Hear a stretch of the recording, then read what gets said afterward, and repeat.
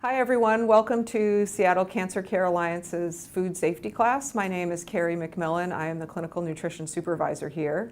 And I'll be talking about the first part of our food safety class, which is really the 4 simple steps to food safety. And the second part of the class will really focus on the immune-suppressed diet. So the good news is many of us are following these guidelines already, which means that a lot of us hopefully won't have to make too many changes, but it's important to know all the ways that you can prevent the food safety risks associated with eating unwashed or improperly sanitized food. So first, let's review who should follow these guidelines. The first group that I'll talk about are the allogeneic transplant patients. Those are patients who are getting their stem cells from somebody else. Those patients should follow the food safety guidelines until they're off all immune suppressive medications. Those are things like cyclosporin, tacrolimus, prednisone, MMF, sirolimus, etc., and when they're feeling well. An autologous patient should follow these guidelines for 3 months after their transplant date. So for example, if you got your transplant on October 1st, you would want to follow these guidelines until January 1st. Additionally, if you are a general oncology patient or are preparing for your transplant, if your neutrophil count now is less than 1,000, you would want to start following these guidelines immediately.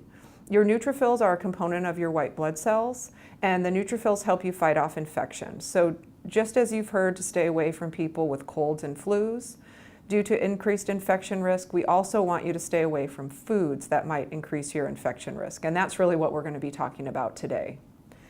So the 4 simple steps we're going to review, I'll outline them here and then we'll go into each one in detail. But these are washing hands and sanitizing surfaces often, making sure we're keeping foods separate to avoid cross-contamination, making sure we're cooking foods to the proper temperature, and also making sure that we're promptly refrigerating foods. So let's talk about the first step. So as I go through these steps, in the first section, there is a difference between washing and sanitizing.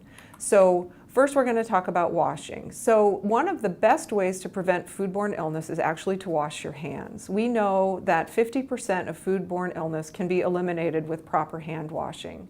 And really what this means is that we want to wash our hands for at least 15 seconds, which is about the time it takes to sing the ABCs or sing Happy Birthday twice, with warm soapy water. And what you'll notice in this display is that there's actually areas that are in red on the hands, such as in between the fingers, around fingernails, and on the thumbs, that are frequently missed when people are washing their hands. So it's really important to use friction with hand washing and making sure that you're really hitting those areas, such as in between the fingers, that potentially can harbor bacteria. What might be different going through this process than what you've done in the past is that we do recommend that you dry your hands with a paper towel and not a dish towel. The reason for this is that a dish towel, if you haven't cleaned your hands thoroughly and maybe you didn't get all the bacteria off your hands, the dish towel stays warm and moist, and the bacteria that's unwashed from your hands could potentially transfer onto the dish towel, and then everyone who uses that dish towel will be exposed to that bacteria. So in general, it's just a better guideline to dry your hands with paper towels versus any sort of cloth while you're following these guidelines. When you're washing your hands, use warm soapy water. You want to use as much friction as you can for 15 seconds.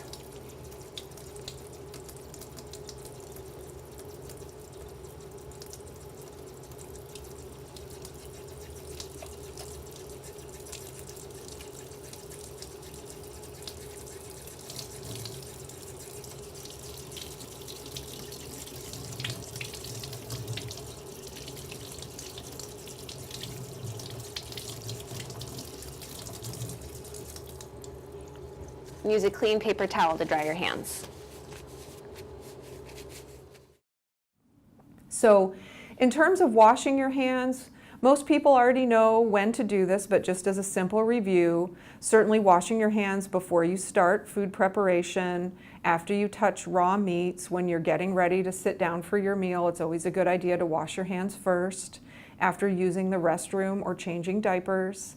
Certainly you want to wash your hands after handling any kind of garbage, and certainly after you're petting your dog or cat is a good idea to wash your hands. In terms of washing surfaces, what we want you to do is just make sure that you're washing items that come in touch with ready-to-eat food. So that would be things that do not have to be cooked, such as fruits, vegetables, and grain products. Anytime you're using a cutting board or a knife to cut these up, just make sure that you're washing those off with warm soapy water. In terms of sanitizing, what we mean by sanitizing is either making sure that the temperature is hot enough to kill something or that we're using a bleach solution to kill any microbe. So what we have listed here as an option is a homemade bleach solution. It's a 10-to-1 ratio between water and bleach, and what that means is that it's strong enough to kill foodborne illness, but it will not make you sick if you happen to get a little bit of this bleach solution on your food. What is different about this, though, compared to a commercial product, is that the homemade bleach solution does need to be remade every single day. And the reason for that is that bleach actually loses its potency when it's exposed to air. I am going to review some ideas of how you can use up that bleach solution throughout the day a little bit later. But I also just want to mention that it is allowed to buy an over-the-counter bleach solution, but you do want to check the label and make sure that the ingredients say bleach. It absolutely has to have bleach to make sure we have a definite ability to kill off any foodborne illness or other types of microbes in the kitchen. So in terms of sanitizing, we're really talking about sanitizing when we have kitchen items that come in contact with raw meat. So for example, if you are cooking eggs or cooking chicken or fish or things like that, what we really want to make sure you're doing is any of those items are either going to be put in the hot or sanitized cycle of the dishwasher or soaked in a bleach solution to make sure that they're appropriately cleaned. We also want you to sanitize weekly the cutting board and utensils that do come in contact with only ready-to-eat food, just to make absolutely sure that they're clean and ready to use. And we also recommend that you do a very thorough sanitization of your refrigerator inside and out every week with this bleach solution. The reason being that sometimes we can have little spills or leaks or things that are just kind of in there that you might not have noticed, and we just want to make sure that at least on a weekly basis we're making sure the refrigerator's completely sanitized.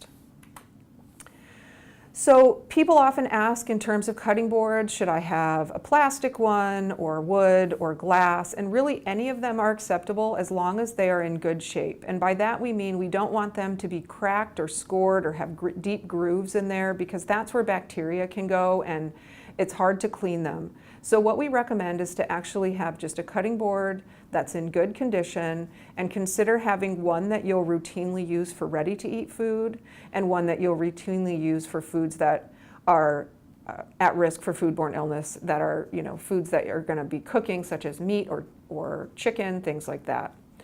So for the raw meat, we absolutely want you to sanitize after each use, as I mentioned. So if you're using a cutting board and a knife to cut up chicken for a stir fry, you are not going to want to use that cutting board or knife again until you've sanitized it. So the way that you can do this is, again, you can flood it with the bleach solution. We recommend 2 minutes. You can soak the cutting board in the bleach solution and make sure that then the bleach solution is going to be able to penetrate those cracks and grooves and clean them well. Or what's another option is that you can put your cutting board, if the knife is dishwasher safe, etc., through the hot or sanitized cycle of the dishwasher. So I mentioned the dish towel and the risk that happens with a wet dish towel, but let's think about your sponge, which is often kept on the countertop at room temperature, cold or moist, and has often come into contact with many different types of foods. This is a risk for foodborne illness, so we have some ideas on how to sanitize your sponge. One is you can take that bleach solution and actually soak your sponge in that solution for 5 minutes. That will sanitize it. Another option is you can microwave it for 1 minute or put it through the dishwasher on the hot or sanitized cycle. Definitely after coming in contact with any kind of raw food, you will want to sanitize your sponge. So make sure that you're washing and sanitizing your cutting board, especially if you're using it for cooked raw meats. You should wash it and sanitize it after each use. Wash it every time you use it for ready-to-eat foods and sanitize it on a weekly basis. Make sure that you're sanitizing your sponges daily. You can also soak it in the bleach solution for 5 minutes, or put it in the microwave for 1 minute, or put it into the sanitize cycle of your dishwasher. This is an example of a grocery bag that you can use following grocery shopping. It's a good idea to wash it well and even use your bleach solution to sanitize it after each use. So the next step is really thinking about keeping foods separate and the idea of avoiding cross-contamination. So cross-contamination is the method how bacteria from one food spread to the other. So for example, if you were going to be making maybe a nice chicken dish for dinner with bread and a salad, if you were to cut the chicken on a cutting board with the knife and cook the chicken thoroughly, but then while the chicken's cooking, you're taking that same knife and or cutting board and using it to slice the salad items and slice the bread, what's potentially happening is that bacteria from the chicken, if there's anything wrong with it, meaning that it's got a bacterial load, you're then transferring that bacterial load onto the raw or the ready-to-eat food that you'll be consuming, and that is risky. So again, make sure you're really clear on the fact that your ready-to-eat food does not come into contact with the raw food, or any items that have been touched by the raw food should not touch the ready-to-eat foods. So we have some ideas of how to keep food separate to avoid inadvertent cross-contamination. When you're going grocery store shopping, make sure you're putting your raw foods in a separate plastic bag so that if there's a leak, it's not going on to other foods such as produce items or cereals or breads. The other thing, when you're transporting groceries, we really don't recommend the reusable bags for ready-to-eat foods unless you're going to be cleaning them and sanitizing them in between uses. That's just because, again, if there's a leak, what can happen is you might not notice it, and then the next grocery store, you've got raw meat juice that's been festering in that bag that's now touching your apples or your melon or something that you're not going to be sanitizing before you eat it. When you're thinking about your refrigerator, a good idea is really to just keep anything that's raw, raw meat, raw fish, eggs, etc. on the bottom shelf of your refrigerator. That way, if there is a leak, it's not going to drip through other foods, and a spill or a leak would be easily identifiable because there would be a puddle around the food item. And that way you can clean that up and sanitize it quickly. For cooking, we recommend using separate plates for raw and cooked food. So a good example of this is that you're cooking burgers of some type and you bring them out to the barbecue on a plate and you cook them, and maybe you're even checking the temperature and it's the right temperature, but if you're putting them back onto the same plate where the raw meat was, essentially you're recontaminating them because the raw meat juice is still on the plate that hasn't been sanitized. So it's just a good idea to actually use separate plates and utensils actually for raw and cooked meat. So the other thing, just as a reminder, is we're really kind of strict on the idea that in between anything that uses and comes in contact with raw meat, we want to sanitize after each use. So again, just a quick rinse is not adequate. We want it to be either in contact with the bleach solution or run through the hot cycle of the dishwasher. The third step is really essential. So this is making sure that we're cooking foods to the right temperature. And a lot of us have judged this throughout our life just by, looking at the meat or fish and just making sure it looks okay, or checking juices, etc. But really what we want you to do while you're immune suppressed is making sure you're checking it with a food thermometer. There are many types of food thermometers. They're easily purchased at any kind of grocery store, typically in the baking section, and you can get a digital one or an analog one. As long as you can read the temperature, it's acceptable. So what we're really talking about is that we want to avoid foods in what we call the danger zone. So as you can see on this slide, there's an area that's depicted in red. And for foods that sit between 40 degrees Fahrenheit and 140 degrees Fahrenheit, this is the bacterial danger zone, meaning that really, if you have a contaminated food product, this is the temperature where the bacteria is really going to take off. So what we want to do is make sure we're cooking foods to the proper temperature and also refrigerating foods at the proper temperature. So really the bottom line is we do not want anything in the danger zone for more than 2 hours. So what we recommend is that all meats should be cooked to well done, And in our caregiver manual at the SCCA, there's actually a table that goes through what is the proper temperature for each different type of meat. So that's something handy to keep in your kitchen until you're familiarized with what those temperatures should be. I'm sure we've all had the experience with reheating in the microwave where it's bubbling over the side, but the middle is still very cold when you go to take a bite. And that's because microwaves heat from the outside in. So when you're microwaving, just make sure that you're stirring and rotating the food item so it's evenly cooked. One thing that's different for many people with soups and sauces is we're often used to just reheating them to the temperature at which we would consume them. But while you're following these guidelines, we actually want you to reheat these to a boil and then let them cool down to the temperature you'd like to eat them. Similar to the microwave, if you're reheating things in the oven, definitely make sure that you're heating until the center is hot.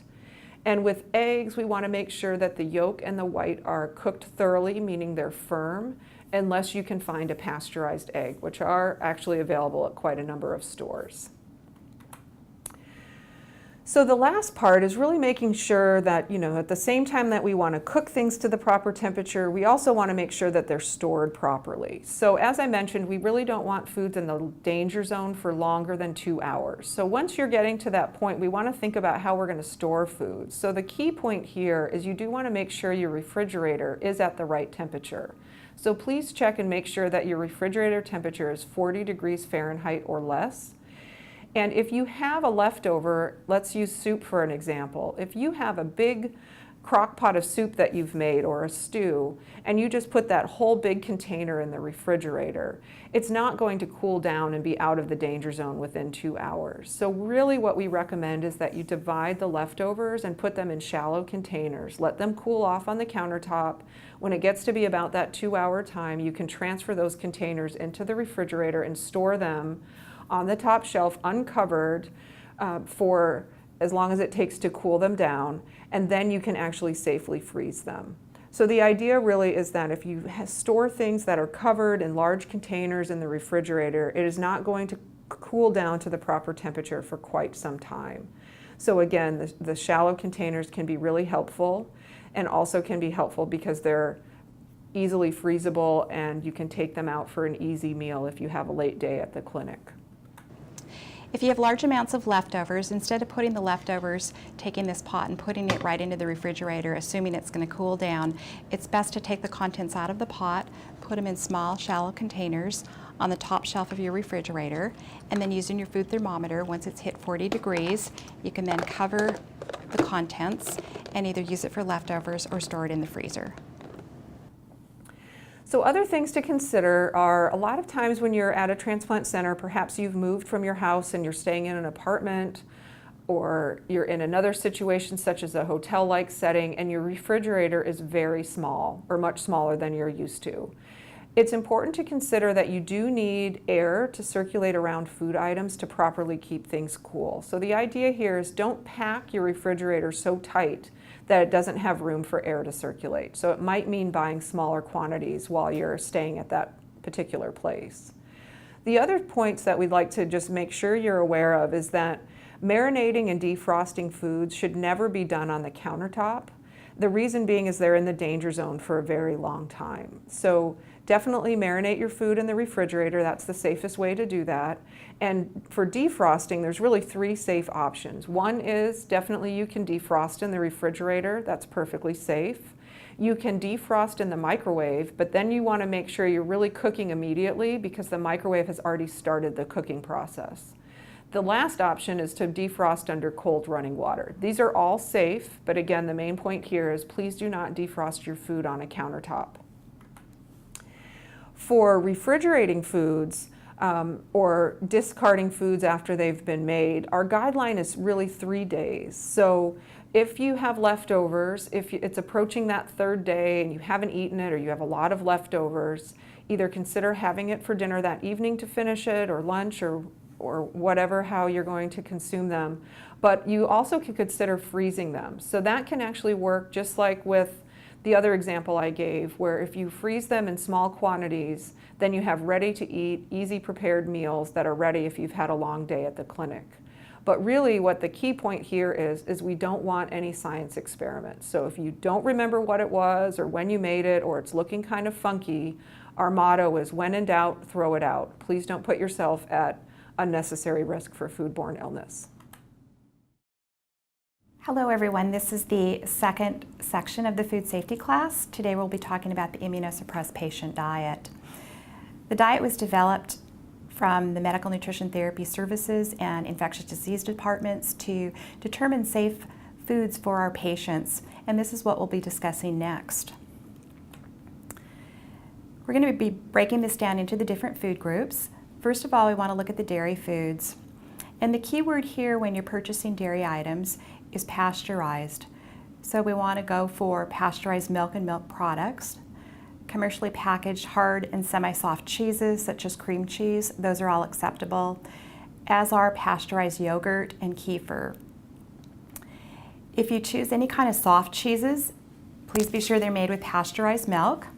And soft cheeses include those such as brie, camembert, feta, queso blanco, queso fresco, and goat cheese. So an example of this would be, for instance, feta cheese. Feta cheese cooked on a pizza would be fine. Feta cheese mixed into a salad would be something to hold off on. And then a couple dairy foods that you want to certainly avoid, again, to prevent foodborne illness. These would be cheeses containing molds, such as blue cheese, or cheeses with uncooked vegetables, such as pepper jack cheeses. And we also want to avoid any kind of sliced cheeses from the delis. Delis are very busy places, and it's hard to know if the slicer is actually cleaned and sanitized as frequently as it should be. So holding off on any kind of sliced cheeses from delis is important. When we look at meat and meat substitutes, things to choose would be commercially packaged pre-cooked meats, cold cuts, and hot dogs, any kind of pasteurized or cooked tofu. And then again, as mentioned earlier, we want to use pasteurized eggs or cooking the egg until the yolk is firm. For example, scrambled eggs, omelets, and hard-cooked eggs. We want to pre-cook any kind of meats that have been pre-packaged before consuming them. And an example of this would be, say that you're purchasing any kind of packaged roast beef or bologna or turkey or chicken. You want to take the contents out of the package, lie them flat on a paper towel, and then pop them in the microwave. Chuck them at about 10-second intervals and heat them until they're steaming. And then you can cool those down and make sandwiches or whatever you're going to be preparing. We want to be sure that we're cooking meats to well done, to the proper temperatures, so that when you cut into the meat, there's no red or pink showing and the juices are clear. And Table 1 in your written food safety guidelines have some examples of appropriate temperatures for different meats, fish, and poultry that you should review. As with cheeses, we want to avoid any kind of sliced meats from the delis, and of course, avoiding any kind of raw fish or sushi. When buying lunch meats, choose ones in vacuum-sealed packages. And before you eat them, you need to take them out of the package. You can put them on a paper towel or a plate and microwave them until steaming. When cooking eggs, you do need to make sure that they're fully done with no runny yolks. An alternative to that is to buy pasteurized eggs. So these are pasteurized in the shell, and they will be labeled specifically as pasteurized. And they will have a mark on each egg. If we look at fruits and vegetables, we want to, of course, choose whole fruits and vegetables. Any kind of dried herbs and spices are fine, as is shelf-stable salsas and shelf-stable fruits, and any kind of pasteurized juices. The things that you want to hold off on in this group would be any kind of fresh refrigerated salsas. So these are the salsas that you would buy in the produce section of your grocery store. All kinds of raw sprouts may be risky, so again, something to avoid. You also want to hold off on any kind of salads from delis. We're just not sure how the salads are prepared and if all of the ingredients have been washed properly. Pre-cut fruits and vegetables may also be risky. So an example of this would be at your grocery store, you're going to go get a cantaloupe or a watermelon, it's cut, and there's plastic wrap around that particular item. We don't know if the person that cut that fruit had washed their hands, if the knife was clean, and so forth. So this could be a risky food, and you want to go with whole foods instead. And then kimchi or non-pasteurized sauerkraut would be another food item to avoid. When we're washing fruits and vegetables, a couple things to remember. We should use cold, clear running water for all fresh and frozen fruits and vegetables. And we should definitely wash even those fruits and vegetables that have peels on them. For example, bananas, melons, oranges need to be washed before cutting and eating. We also want to wash the pre-washed bagged produce or the salad kits. Even though they may say pre-washed on the label, it's still a good idea to wash them before serving. Another recommendation is to scrub produce that has a firm or rough skin. This would be things like cantaloupes, potatoes, or avocados. You can just use a vegetable scrubber for those to make sure they're nice and clean. And then as far as any kind of leafy vegetables, and again, this would include any kind of bagged lettuce or spinach mixes, make sure that you're washing everything leaf by leaf rather than putting that whole head of lettuce or the bunch of spinach under the kitchen faucet. When you're washing produce with a rough texture, use running cold water and a veggie brush to get into all of the grooves.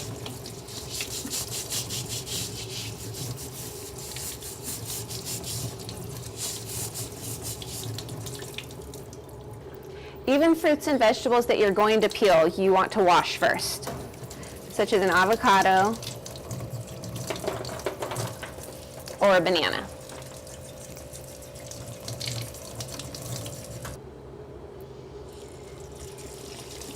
You can use a colander to wash smaller items like grapes. When buying lettuces in a package that say that they're pre-washed or thoroughly washed, you still want to wash them yourself. Wash whole leaves as well as you can under cold running water.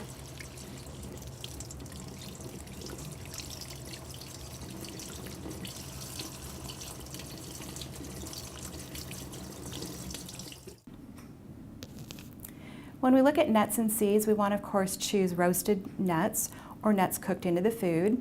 The nut should also be shelled. And commercially packaged peanut butter or other nut butters, almond nut butter, cashew nut butter, these are also going to be acceptable. So for this group, the things you want to hold off on would be any kind of raw nuts or seeds, and this would include any kind of raw flax or chia seeds. We want to avoid any kind of nuts in the shells, pistachio nuts, or nuts that you may get at a baseball game with the shells on them. Nuts grow close to the soil, and if the soil were to be contaminated with any kind of mold or fungus, it could theoretically get displaced onto the nut, and we wouldn't know this unless we had roasted them. You also want to hold off on any kind of ready-to-eat bulk foods, which of course would be acceptable if you're cooking them ahead of time. When choosing nuts or seeds, choose shelled roasted nuts and seeds, such as this, that come in packages, not the bulk section.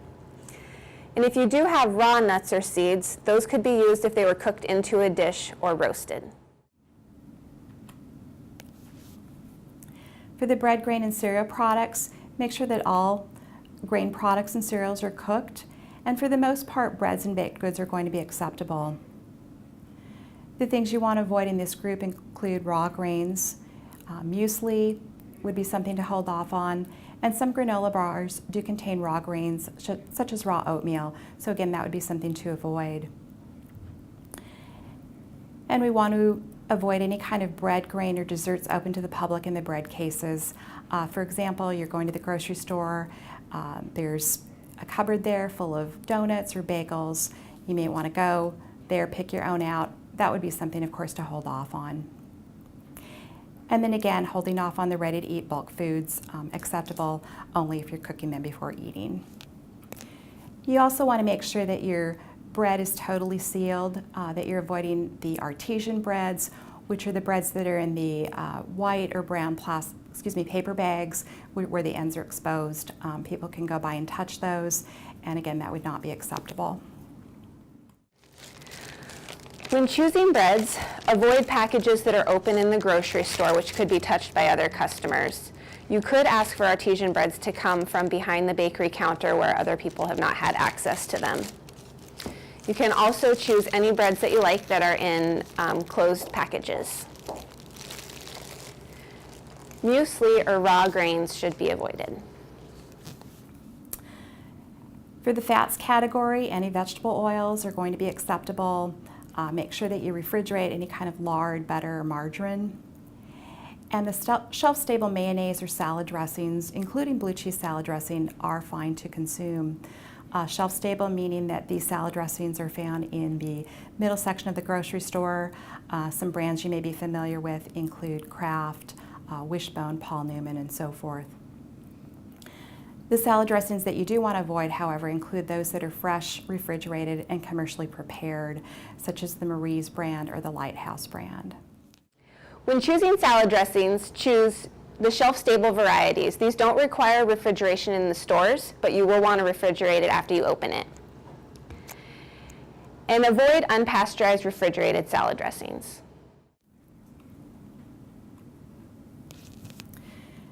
For cooked entrees and soups, making sure that they're cooked very well to really well done. And the thing in this category you do want to hold off on are miso products. Miso is a fermented Asian product and again could pose a risk for foodborne illness, even if it is cooked. As far as beverages, specifically coffee, you want to make sure that you're cleaning and maintaining your single-serve coffee machine. Tea is certainly acceptable, but please make it with boiling water to 212 degrees Fahrenheit. And same temperature goes if you're choosing to have loose leaf tea, please make it with boiling water. Kombucha, which is a fermented beverage, again, something to hold off on. If we look at desserts, we want to choose cream-filled pastries, those that are refrigerated or shelf-stable. And pretty much all homemade, commercially baked cookies, cakes, pies, and puddings are going to be acceptable. Again, you want to avoid those dessert types of items that are in the self-serve areas in the grocery store. If you're going to a bakery, make sure that the server is wearing gloves, using tissues, using tongs. They're not directly touching your food. A couple other things to consider. All shelf-stable condiments, the ketchups, mustard, mayonnaise, and dry goods are acceptable, as is pasteurized honey. So you can see from this slide the honey that you can purchase in those little plastic bears in the bottles there. The honey, however, that you do want to avoid would be any kind of raw honey or honey in the comb. It is a riskier item. If we look specifically at water, water is considered safe to consume if it's from city or a municipal well water source. City of Seattle water is tested throughout the day, so we know it's deemed safe. And for those of you who obtain your water from a well, from a private or small community well, make sure that you boil it for 15 to 20 minutes. You can then store it in the refrigerator and then use it within 48 hours. Bottled water is certainly acceptable if it's treated by one or more of the following methods, namely reverse osmosis, distillation, or filtration through an absolute micron. Couple things to remember if you're dining out. The inpatient room service meals at the University of Washington Medical Center at Seattle Children's Hospital always follow the immunosuppressed diet. So you can be assured that whatever your patient chooses from the menu that they're given is in compliance with the diet. The Red Brick Bistro here at the Seattle Cancer Care Alliance also follows the food safety guidelines. We know that the produce is washed properly. The lunch meats are cooked with the exception of the salami and the roast beef. However, some items offered in the cafeteria may include ingredients that are not allowed on the immunosuppressed diet. So specifically, you want to look at the different mixed salads or dishes that are there. They are labeled, and check the ingredient list to make sure that you're choosing food items that are acceptable with the immunosuppressed diet.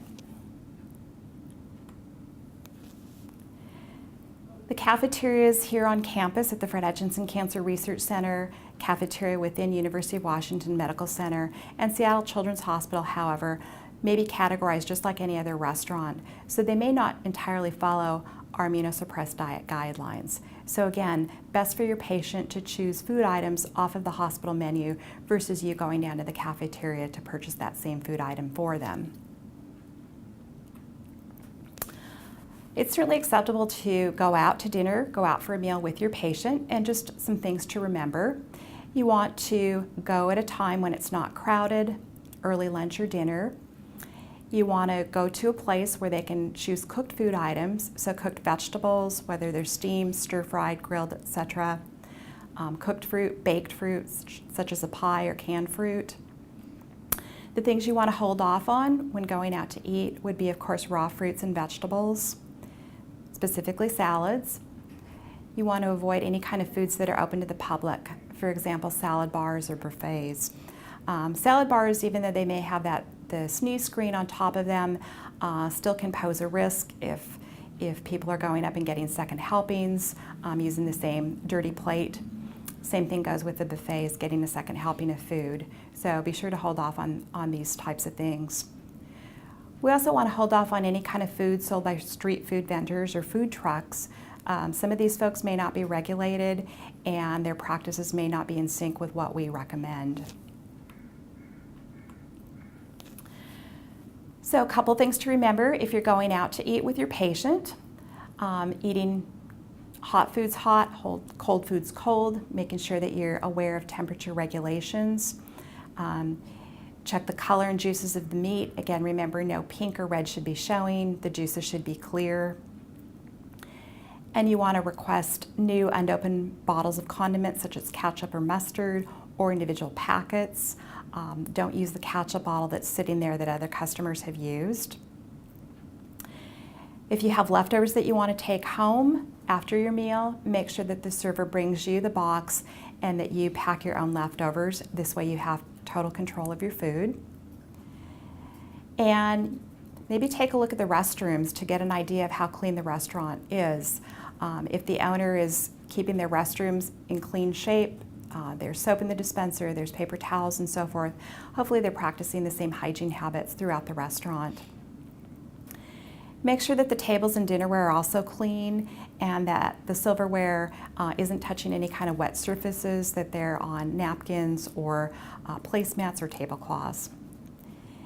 And for those of you living in the Seattle or King County area, there is a local website where you can go to and check out your restaurant to see what kind of ratings or any issues with inspections that they've had. This just sort of sums up what we've been talking about with regards to the food safety guidelines in the immunosuppressed diet. This is just a very busy kitchen, lots of activities going on that aren't necessarily in sync with what we recommend. Just some of the obvious things you can see is that the oven door is open, the turkey is there being cooked at 160 degrees, which is not hot enough. The trash is knocked over there in the lower right-hand corner. We've got the dog running through the kitchen with a spill there from his bowl. And in the lower left-hand corner, we have the young children, the little girl sneezing into the raw cookie mix. You can see there's raw eggs there, and the little boy's licking the spoon. Up above, we see the dad cooking or using the same cutting board for raw meat and ready-to-eat foods. And then we've got grandma wiping baby's nose with the same towel that she's using to wipe the dishes. And then over to the counter there in the sink, we've got the cat crawling up above and the younger boy standing there in front of a sink full of many, many dirty dishes. And underneath there, you can see that the bleach is being stored next to the crackers, which is not appropriate. And then finally with the refrigerator, the door is open. The temperature reads 48 degrees, which again is too warm. We've got the sugar bowl knocked down with ants running down the side. And then within the refrigerator, we have a steak thawing where juices are dripping onto the raw vegetables. And then there at the bottom, a casserole is trying to be cooled down. However, you can see it's at the bottom shelf of the refrigerator instead of the top shelf, and the top is covered. Again, more of a setup for food safety issues. And again, the door is open and there's spills. So this, I think, sums up everything that we're wanting to say. I think you can see a lot of it is good common sense kinds of things. Make sure you're washing things well, cooking things well. And if you have any additional questions on food safety guidelines or the immunosuppressed diet, please check with your team dietitian. Thank you.